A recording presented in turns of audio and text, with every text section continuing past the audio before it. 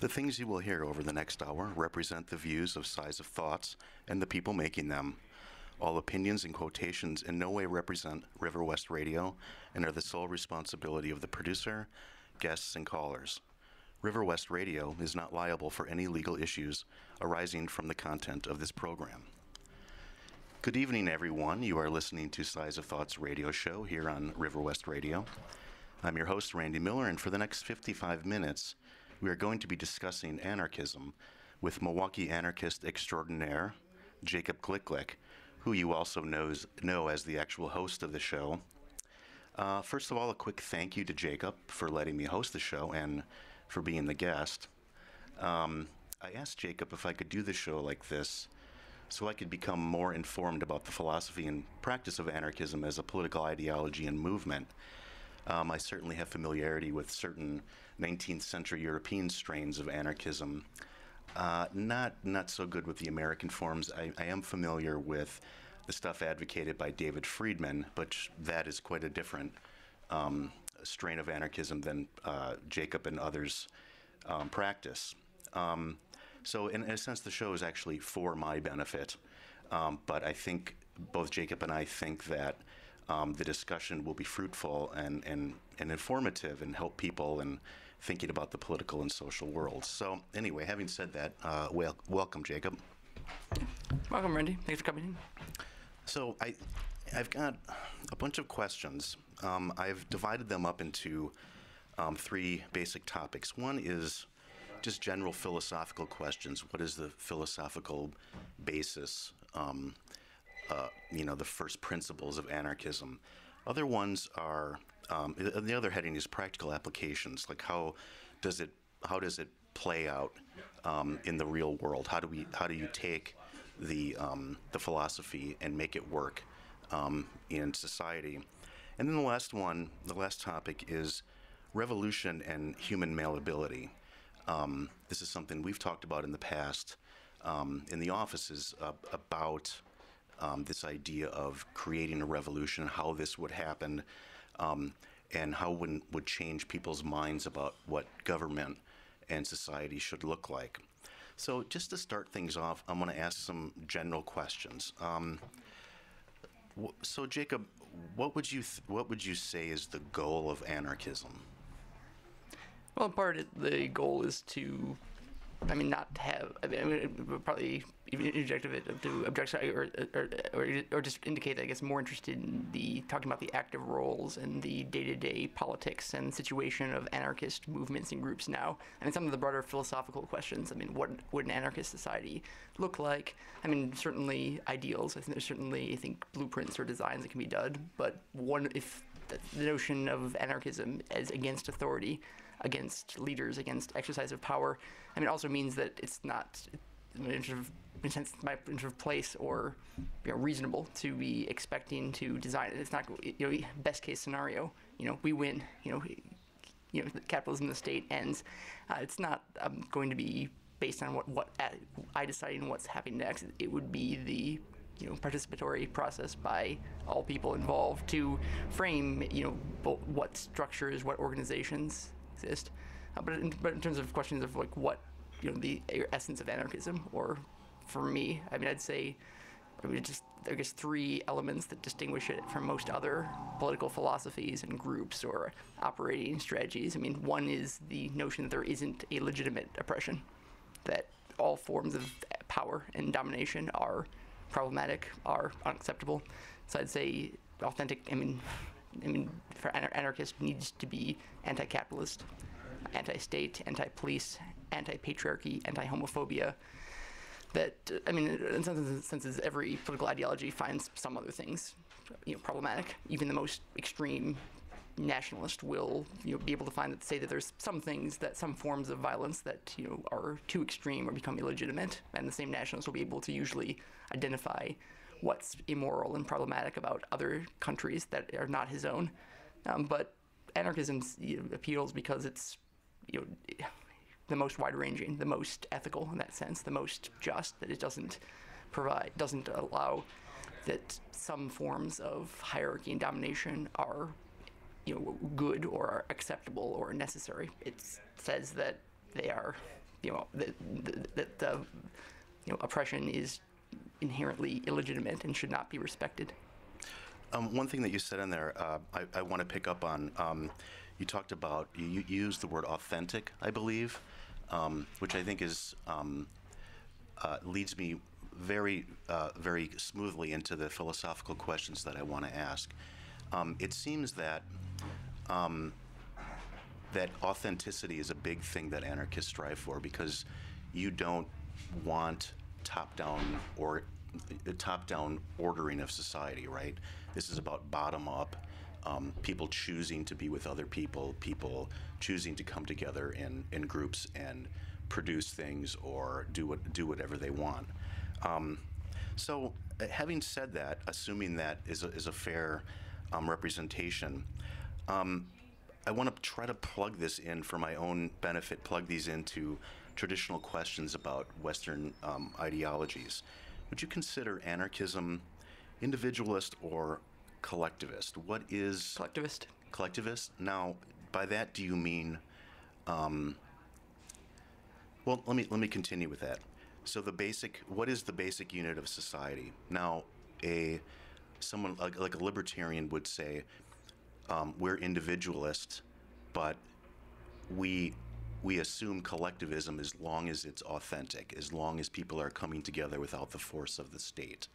Is that a distinction you make? Is there a basic unit of society that you start from? Is it do you borrow from Marx? Is it class? Is it something else, or is the individual? I mean, well, we start from the situation, the distribution of the population that we're in now. I mean, we start currently from the nation state, from capitalism, I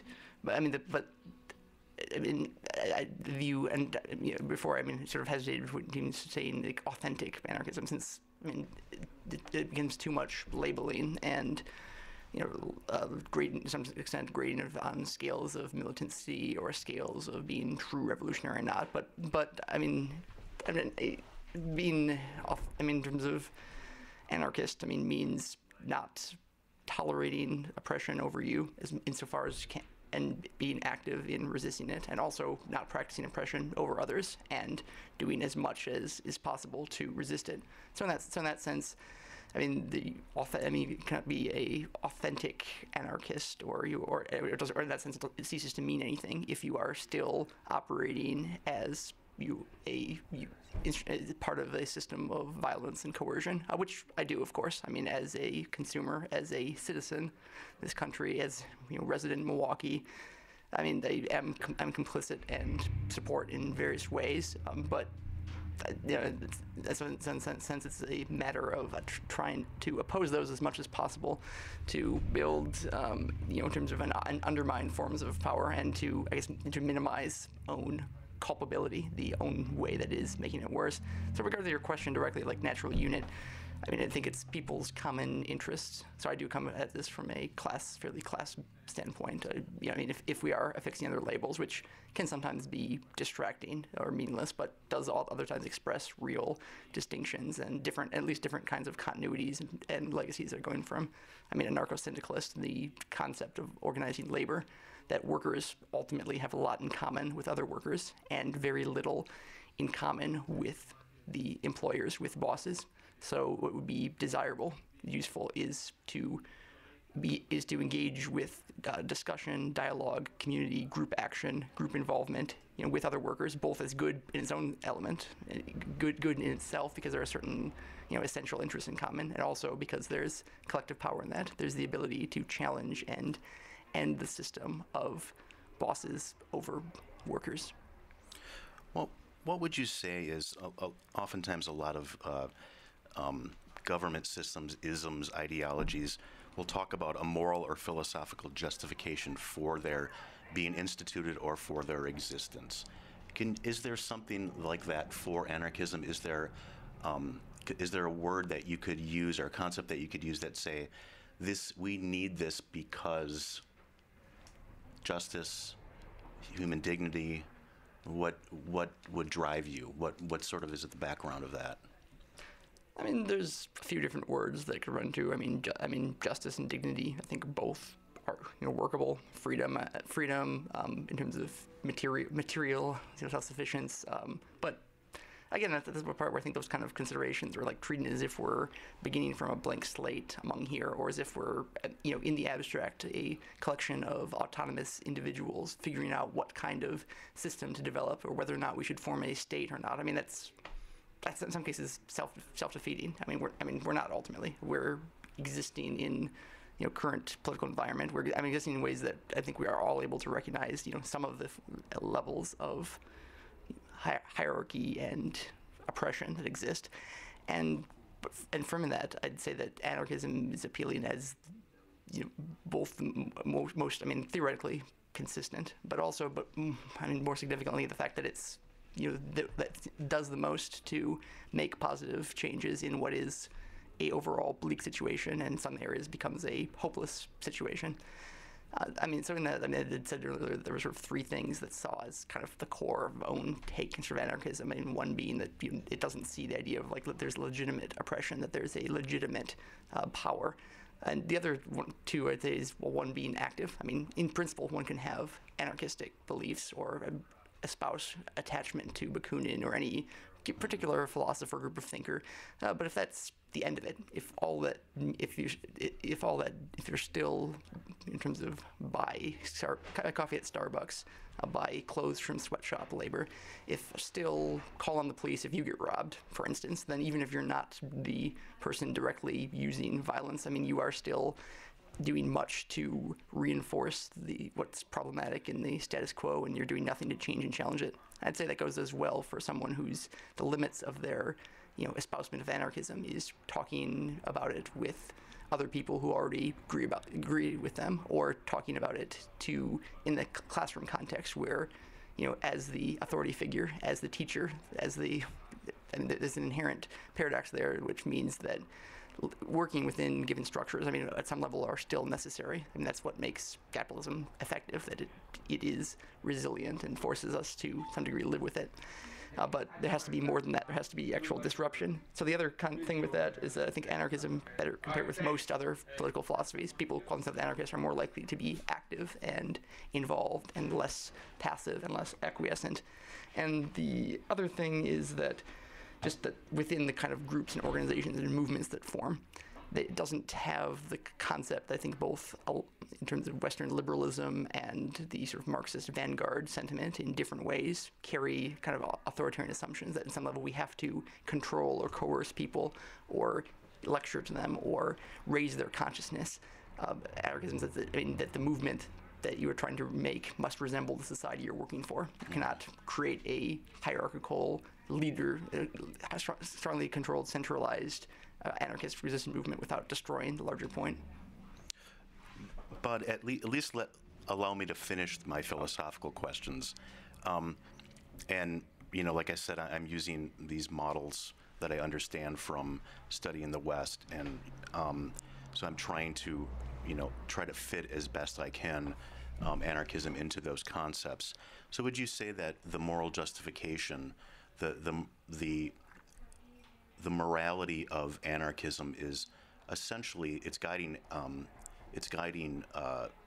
morality is sort of utilitarian? It's the best thing that we can come up with, or how do you see that? If you put it in those terms, I think wouldn't disagree with that. The fact that system that we have now is problematic, is destructive, is violent, is illegitimate in a given term, or that the legitimacy that it provides, the laws, the sanctions, the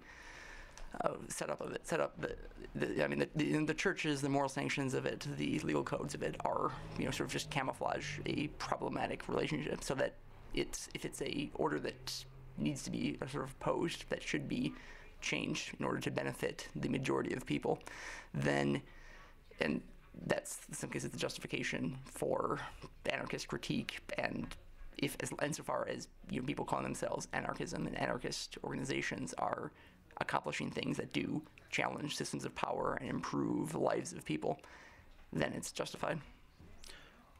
Do anarchists have an anthropology? In other words, do they subscribe to the idea of human rights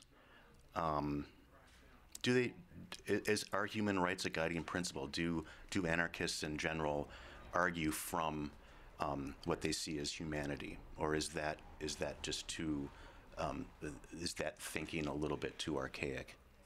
I mean, you would have to ask different people that call themselves anarchists that would give different responses. I mean, there's conversations that other people have different ideas of it. I mean, in my context, I mean, if we're talking human rights in terms of the sense of, I mean, types of sort of like of violence, I mean, that, and coercion of it that are wrong, that are, intolerable, that are unethical, based, on some notion of the standpoint that you cannot justify, in terms of violence or enslavement of of individuals or of groups of people, because you are also individual or given group of people. So it's the broader sense, sort of self-contradictory.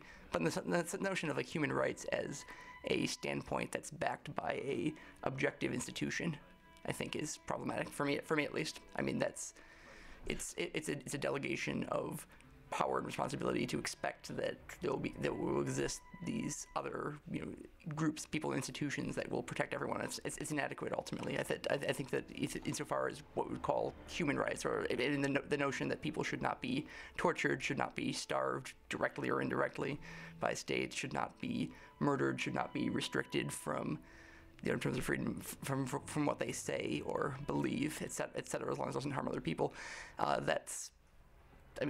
I think that's something that has to happen, but it has to be based on engagement by the community as a whole, and not law and not police to reinforce. I think the notion of policing to enforce human rights, I think, is inherently contradictory.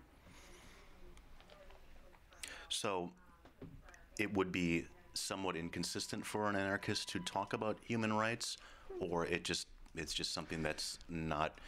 It's not really embedded in the ideology. Again, it depends what the point of emphasis are. In the sense of, not at all in the context of like, this is what, in terms of humanist values, or this is what should be done with people, this is what should not be done with people. But in terms of talking about, in terms of enforcement or like more than an ideal, I think it's something that gets used more in probably Western philosophical position, or ones that assume some notion of a sovereign state that is implementing or protecting or undermining. So, and this is related, and this is the last one, but it's related to the other ones I've been asking.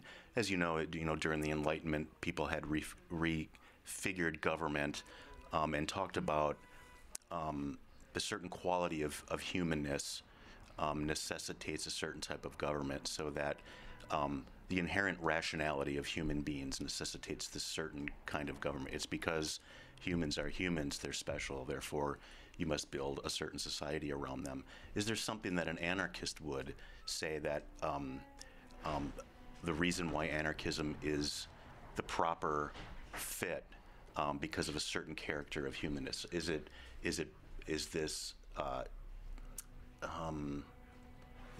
their, like, going back to sort of Marxist critique, is it because they're inherently collectivist? Or, is there something within that ideology that you can point to that, again, a sort of anarchist anthropology? And again, ask other people and get different things. People come from different traditions, but I think the most common element is people that see systemic oppression. It's people that see particular, either directly as it affects them, as it affects other people care about, as it, in some cases, as it affects in the abstract, or like the problem in society as a whole. Though I think that's relatively uncommon. Direct experience and involvement and action in terms of active struggles is what I think enables a lot of other kinds of consciousness and awareness of larger problems, rather than the other way around. But I think that, in terms of your question, the push. It's seen that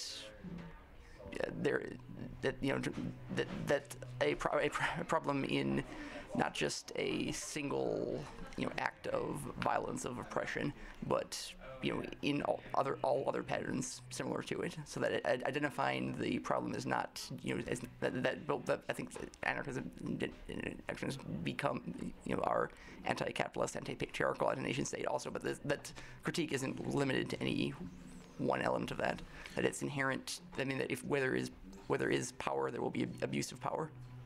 So So why is oppression wrong? Because there is. That's where I point to where I view anarchism as sort of inherently collectivist, or at least the variants are involved or practice running through it, involved with it, because there is the notion of that people have worth collectively, Okay. like groups of it. I mean, I think that Okay. you wouldn't espouse anarchism. I don't think anyone if didn't view that, yes, this power is wrong because it is damaging something, because it is restricting something, because without the power, without this level of coercion, things would be better. So I mean, and there's elements of ecological, anarchist movement, in some strands of primitivists that are not particularly much value towards humans. So I don't want to generalize, but coming So from it's it, but I think that the idea of, I mean, sometimes it's defined as human nature or the potential for reworking human nature towards better end. But the idea that, I mean, both that power is illegitimate, but also that it's potentially fluid, that it's not inevitable, that if these situations are constructed, then power can be fought and that it can be improved or overturned entirely, and that is desirable. Okay, great. I would like to move on to some practical applications. Would there be private property? How would private property be understood in an anarchist society? Is that something that would be present? Is there what does private property play?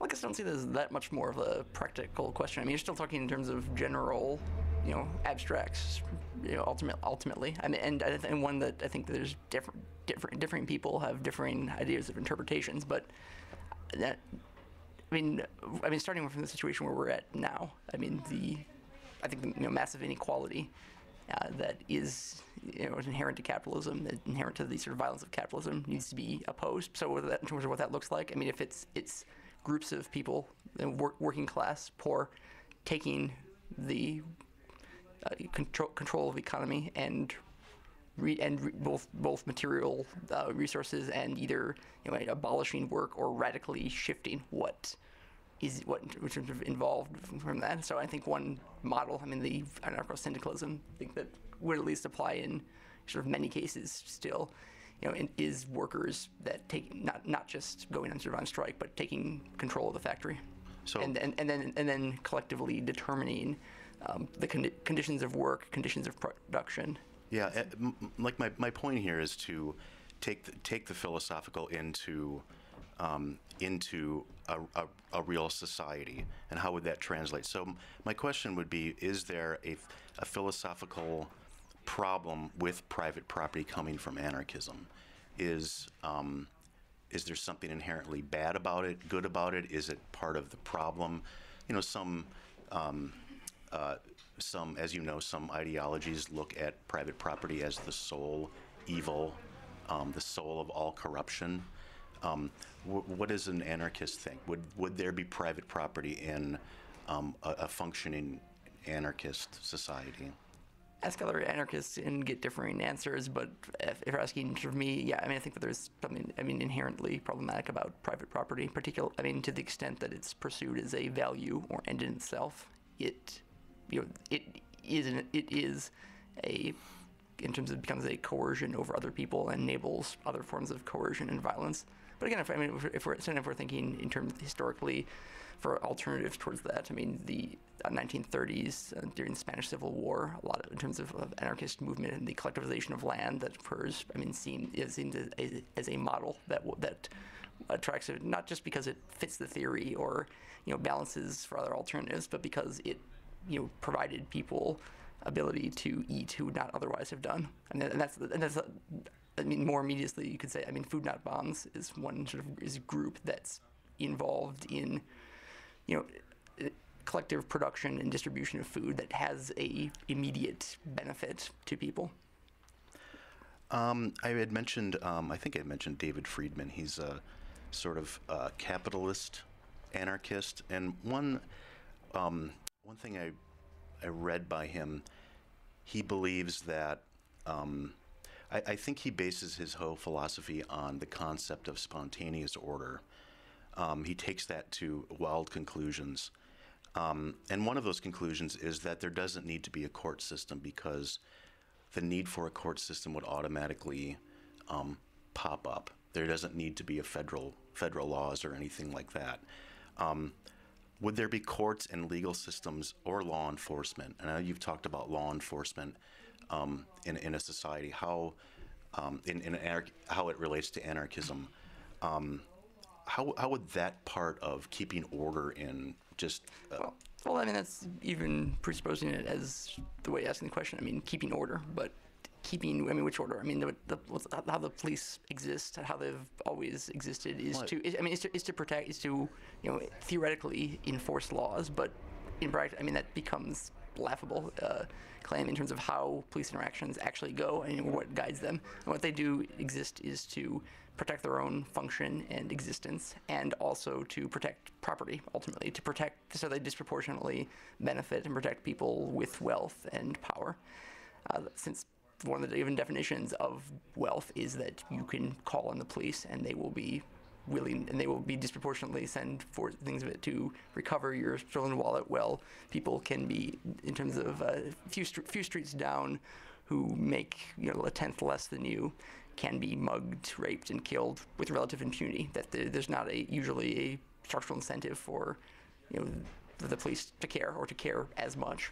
So that the existence of police, both from the violence that they do, that's why I don't take anarcho-capitalism seriously as a setup of it, because any number of historical incidents and lived experience that show the function of police is to protect property. That you can't really separate them two as they exist now.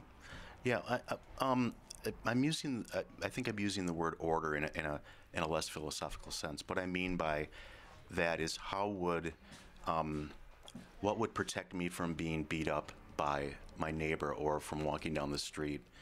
Would there be? How would you enforce that to keep people from harming one another? Community, shared value, shared recognitions. I mean, if we're taking the syndicalist approach, if all people, in terms of become workers and their function of workers that exist in commonality, then if you're beating up a fellow worker, then you're beating up someone that you know and interact with. I mean, you're answerable to each other ultimately, and also that a community as a whole can, through shared value and emphasis, reinforce, shame, promote, in terms of devalue things that people as a whole do not value. So that I think ultimately it's a more effective, less brutal, less antagonistic way of promoting, in terms of the types of things that I think most people would regard as beneficial, empathy, in terms of avoiding violence. And also the idea that a shared collective society did not, in terms of poverty and violence, that in some senses you're talking about issues of impulse control or free-wielding sociopaths, which also a community would be better equipped to manage and respond to. So partly my standpoint is that what we have now is sufficiently flawed, and that there are ways and small scale, like practical models that can and do work better. So it's worthwhile to implement them. So actually, if I can just ask you some of it, why does all this seem so alien to you? You said it, or even that you've studied anarchism in context of other societies, but it seems that the idea of espousing it now or practicing it now is, in terms of weird or set off. Why? My understanding is, the questions that I'm asking you are the ones that I can't figure out how you would get from where we are now to a situation like that. Second of all, we're in an established society, and the idea of picking up and saying, okay, let's forget about the last couple hundred years and remake society. This is where this is why I'm asking these questions. I don't think it's weird at all. I have respect for that. I just really, I'm just wondering, because, even if these organic communities are helping one another, as far as protecting one another, there still has to be use of violence, correct? There still has to be, because it is about people harming another person, right? There has to be some sort of unit that protects. And if you don't have an overarching system of law, don't you risk clans forming? Don't you risk that sort of, this really intense clan individualism, so to speak? Go ahead. I mean, there are long-term problems and likely structural issues or about reemergence of different types of exclusion and bias. So I mean, I think in terms of anarchist group, it's not a matter of having the revolution and living, perfectly afterwards, but a matter of needing continuous involvement and political discussion and negotiations and further pressure and further revolutions against other structures as they form. But backing up somewhat, I mean, I think that I guess disagree very strongly with your sort of claim that anarchism seems, like awkward or undesirable because we're in an established society and we need to reject the last 100 years of history. No, yes, we're in an established society. I mean, that's the problem. That's the whole point. The reason why anarchism has viability as a idea and movement now, because you don't start. You start where people are at currently. I'm talking about going against the president of the state, and not the idea of removing it or separating and forming other community from scratch, or even I'm not envisioning, in terms of grandiose terrorism, so, violent things that would overthrow it and build some things. I'm talking about against the state as against the Derek Williams that died in the back of a police van, July 2011, of Darrell Simmons, of James Perry, of acting against the violence and oppression and hierarchy that exists now, so that acting against the most immediate problematic abuses, and so that it's not a requirement for a kind of dogmatic purity, or that I'm only willing to espouse or to justify for causes that aim at the complete destruction of everything. I mean, anyone who does that, I think, becomes a idiot or someone that is justifying their own complacency and non-involvement.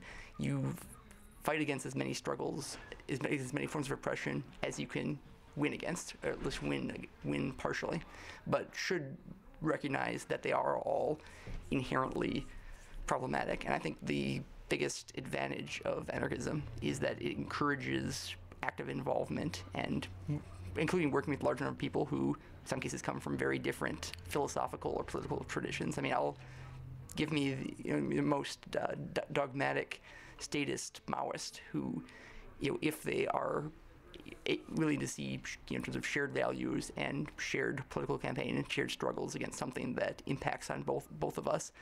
And I think that type of involvement is necessary, since otherwise, it becomes far too easy to rationalize away things.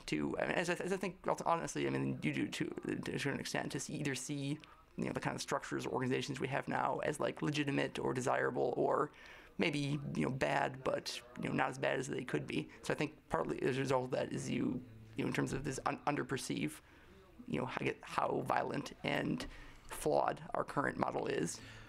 The reason why I'm asking the questions the way I do, I mean, you said that the structure, for example, with police protection is bad enough that it has to be dismantled, that people could live together without basically spontaneously protecting one another, coming together in legitimate organizations. People who are like one another are going to protect one another. So I'm questioning that in itself. You question the capacity of people to have non-authoritarian organizations that represent their interests? Or? No, of course not. I mean, that happens all the time. What I'm questioning is things like the idea that you could have a gigantic country like ours with all this diversity in it and have legitimate protection of one's person and property wherever you go. The idea that no one would want to attack another person, or no group of people would want to come against another group of people. I don't see that fleshed out anywhere. And it leads me to the larger case of what do you do about foreign policy? Do you have an army? Do you have a military? Do you protect the shores? Are there borders? I mean, No, I'm not. it becomes a caricature. I mean, if I'm talking a standpoint of abolishing police or reducing or What's a caricature? I mean, the idea that I'm arguing for, keeping things as they are, but no police. That would still be the absurdity of trying to move across the country and So you don't think keep gangs? property. You don't think gangs that are at war now would cease to be at war? I think that the policing are, functionally gangs. I mean that the difference is they have more bureaucracy and are accepted by more people, and they have more weapons. Ultimately, I mean. Do you know any police?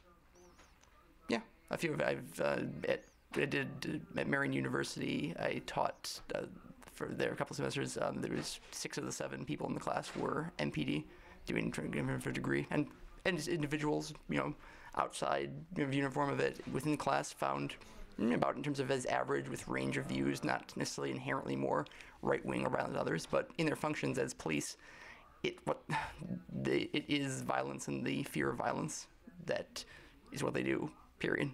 I mean, so you can't. Yeah, the question of how I'm managing a sort of transition or shift from societies. Of course, gangs, in and of themselves, don't go away until there's other conditions shift. But if your solution to that is to take one gang and have it be more armed, more powerful, more dominant, and have it get a pass on the violence that it inflicts on other members and regular citizens, which ultimately is what I see the police as doing. So you think all police are just organized gangs of the state? Ultimately, I mean, I think that the purpose of the police is to defend property, and in the course of that, I mean, this is still, overly sort of abstract. That it's not. It's in something. It's very common knowledge for us. Also in Milwaukee, that Milwaukee is the most segregated city in the world. That it is the 4th poorest. It is has the second highest rate of police brutality. I mean, those issues are connected, and I think there's an ethical imperative to do something about that, and to not, again, accept legitimate or take these sort of like few bad apples approach, but to see why is it that these patterns, continue and reoccur endlessly. What can be done to benefit them? And so I don't see it as just as more internal police training or smarter police or better paid police that would do the involvement. I see it as reducing the role of police. So yes, I mean, it's not, that doesn't, in terms of I'm not calling for firebombing of police stations, because that's not achievable, and that wouldn't in itself be desirable. But it is a step-by-step, day-to-day things, but reducing the power, instituting cop watch, having regular, in terms of carrying progressive members of River West, for instance. I mean, not calling them, even in situations where, in terms of there's it's damaging to their own material interest, but it's the idea of identifying more with the victim of police than with police officers, and not allowing the badge and clothing and state sanction that they have to give them the respect which they have not earned from their behavior, and expect that will continue to not deserve based on the things that structurally do. Since, not all cops are the most violent cops, or not all of them take bribes and use it just as a way to rob citizens. But generally speaking, even the kind of good, kind-hearted ones who will be, more, who less discriminate use of force, will identify with and cover for and support police officers who are more violent. But same token, in a gang, you never have everyone doing the killing, doing the beatings. It's always needed for some people who are specialized in it, and everyone else that identifies with them. And cops can get in trouble. Cops can be reprimanded. They can be fired. They can be controlled by the state. They are public workers. Don't you see a difference in those two groups of people than just a gang that's not interested in any order other than to steal? No, not. I don't see an inherent difference because, again, I mean, well, it has the, for the degree of the procedures in terms of how that actually plays out. Again, the behavior does not earn the trust or the idea that they're a transcendentally different category. I mean, in Milwaukee last year, there were over 300 allegations of brutality that were done by the Fire and Police Commission. Only one of them led to actual charges. They just a few days ago that there was a officer that had beat that had hit in the face a woman who was handcuffed. She was fired. The officer was fired by Chief Flynn, but the Police and Fire Commission reinstated him. I mean, there is it's the idea of in terms of tribalism or the sort of appalling violence that gets justified by being known as a community. I mean, isn't abstract. It's happening. It's happening routinely, and I see. Since the function of the police is hierarchical, is violent, is aimed at intimidation, I don't see that as being very reformable, or even put more pragmatically, that I think it's would be far more useful and save far more lives if putting energy and time on reducing trust in the cops and figuring and doing alternative structures and organizations. What about now? One of the the title of this show is "Eat the Rich and Smash the State." There's another phrase that goes along with anarchism, and I think it probably refers more to personal anarchism, and that is "No gods, no masters." Would people be allowed? Since I think you said it before, since religions are inherently hierarchical, that Islam is about submission, Christianity has monarchical language, the Catholic Church itself are those institutions that would be how would an anarchist society deal with religion or an impulse toward religion?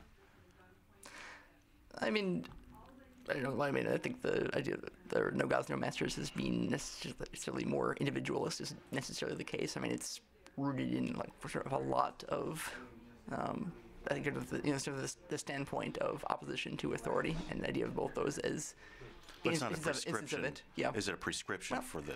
That's what I'm getting. I mean, what would be problematic about religion is what's problematic about every other large-scale mainstream political structure. I mean, does it have wealth? Does it have is it internal democratic control over its members? Is it a matter? I mean, it doesn't have leaders. Doesn't have authority. And it does. And what would be done to it? Would it be left alone? Would people be free to practice it, to give their money to those institutions? How would that be handled? Because this is an impulse of humanness. People are religious. That's debatable, but I mean, more immediately, the question, I mean, for given religion, I mean, what are they doing? How problematic is it? How do they wield control? And I think, there's always the notion of, not talking about abstract perfection. I mean, talking about attempting to improve things for lives of everyone involved and everyone that they sort of also witness being affected. So in that sense, clearly, I mean, what you sort of view, and I think most liberals agree that a theocratic state is obviously problematic and right. and needs to be controlled. Similarly, a large organization which has the clergy in terms of dictate to congregations at all times, what should be doing, and are very resistant to. What would religion be allowed? Well, carrying out the standpoint of it is a group of it that is perhaps not taking people out back and shooting them for not having the proper doctrine, but is still enforcing the idea of the proper doctrine is ultimately an attitude of, if you buy into this, you have to sort of shut up and believe what tell you to believe, or you can find a different faith or a different church. I mean, that's not as problematic since it's not as oppressive, but would you agree that that's still flawed in some ways? That a structure that has a defined idea of leadership that is dictating and control and non-responsive to the involved membership of a congregation. I don't have a problem with people choosing to submit themselves to whatever they want. I this comes down to freedom of conscience. What if someone feels, and there's very important, this is a very big deal in this country, a lot of people feel that their allegiance to their God goes far beyond any sort of allegiance to any sort of state or anything else. So someone saying that this is problematic, they're not going to care. Religions, how would religion be dealt with in an anarchist society? Would people be allowed to be religious? Could they choose to submit themselves to these institutions? I mean, again, the question of what is the institution actually doing? I mean, is it? I mean, how? I mean, Well, does it? we I mean, know- we know what it does. But on the level, I mean, if it's a structure that controls property, in terms of that has disproportionate influence, that that is able to enrich its leadership and or its select congregation as a whole, at the expense of population as a whole, then I'd say it is problematic. I mean, if it's a collection of, in terms of, if it's 10 people, I mean, then in terms of it's less likely to have clearly defined leaders. And I don't view it as a top problem, or ultimately, even rolling back through to things that are happening now. I mean, there's people identify radicalism or political change or activism in different ways. I mean, many of the people with the Justice for Derek Williams marches have been doing, I mean, are overtly religious, are coming out of black churches, congregations, and are very much using the idea of religious obligation and obedience to God to justify a form of opposition, and right. In some cases, the cops in our hood ain't no good is one of the given slogans. So in that case, I'd say that's good. I mean, because in a very abstract level, the idea of a God as monarch, as father that you submit to is problematic. But if that's the only thing of it, I mean, from my perspective, God doesn't exist, so the desire to submit to Him is not that problematic. If you, because of belief in God, are justifying, in terms of submitting or making other people submit to nation, to flag, to pastor, then it's more problematic. But in and of itself, I mean, if it's simply a belief in authoritarian cosmos and deity, I mean, if that doesn't translate into exploiting other human beings, I don't see it as as something that has to be abolished. So people, it's behavior, and that matters of it, not individual interpretation. So even though it's inconsistent with anarchism, as long as they're not hurting other people, it's okay? I mean, in part, anarchism becomes the people empowered and capable of doing other things, as long as they do not damage or oppress and exploit others. So, yeah, I think it's, in some cases, it becomes it's the issue of human authority and human political structures, since those are the ones that exist, or even if ever from a religious perspective, exist in the measurable fashion that has to be opposed. We're running out of time. I have tons more questions, so I want just to ask some final ones, just to take us out of here.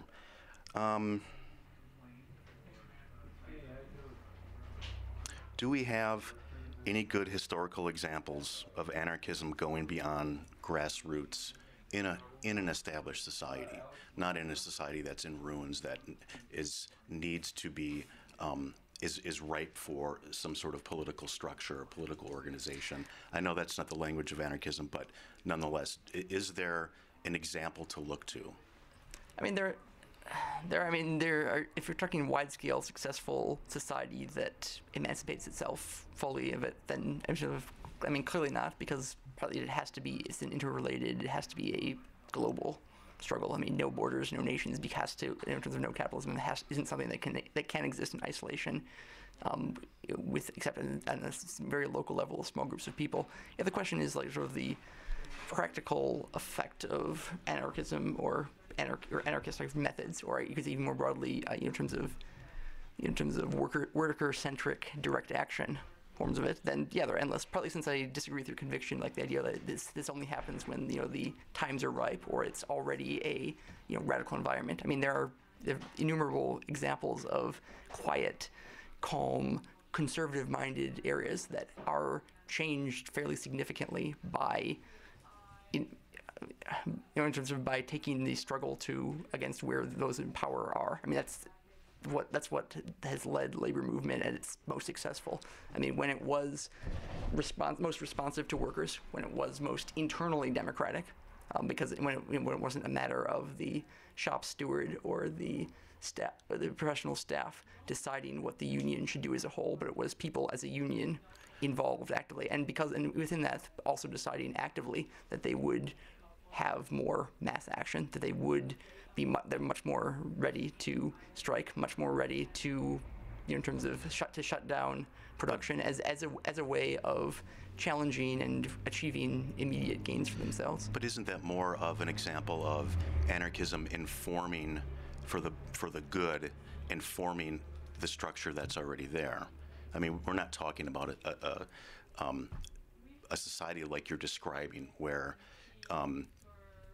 you don't need a police force. You don't need that sort of thing. Yeah, but I'm not talking about that society at all, Randy. That's never what I've been doing of this. I mean, I'm not envisioning that we can emerge out of the void and set ourselves and create these sort of perfect anarchist forms of unity. We have to, if it means anything, we have to form, in terms of societies that are internally democratic, that do not exploit others. Like now, even as a group of, we're talking in all realism, in all honesty, in terms of 10 people, but using that to achieve gains for itself and for society as a whole, and to influence, to undermine forms of and subvert forms of oppression as much as possible. Your definition of exploitation and the way you talk about it necessitates going down to the street level with these principles, and that's what you've been describing out of my questions, which affects society. Yeah.